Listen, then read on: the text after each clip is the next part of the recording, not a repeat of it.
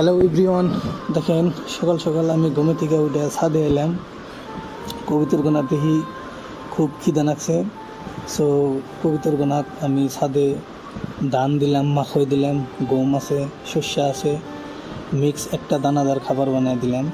কিছু খাইলো। ওইদিকে দেখেন এই তিনটার পেট ভরছে, ওরা বৃষ্টির পানি খায় আছে। ছাদের উপরে বৃষ্টি পড়ছে, কালকে রাত্রে মানে অনেক বৃষ্টি হয়েছে আঙ্গুর এদিকে।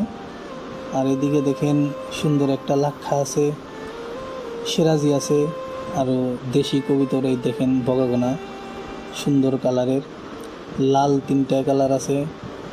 ওইদিকে দেখেন সব কবিতর ওইদিকে যায় আছে ওই ছাদের পানি খাইবার নিগে। আমি তলে কিন্তু পানি দিছি, কিন্তু ওখানে আজকে খাইতেছে না, সব মানে এই ছাদেই পানি খাইবার নিগে করতেছে। আর দেখেন গাইস চড়ুই পাখি গোনা আছে, ওরা ওই আমার এই কবিতর গোনার সাথেই খায়। গাইজ, যদি ভিডিওটা ভালো লাগা থাকে লাইক, কমেন্ট, শেয়ার আর সাবস্ক্রাইব।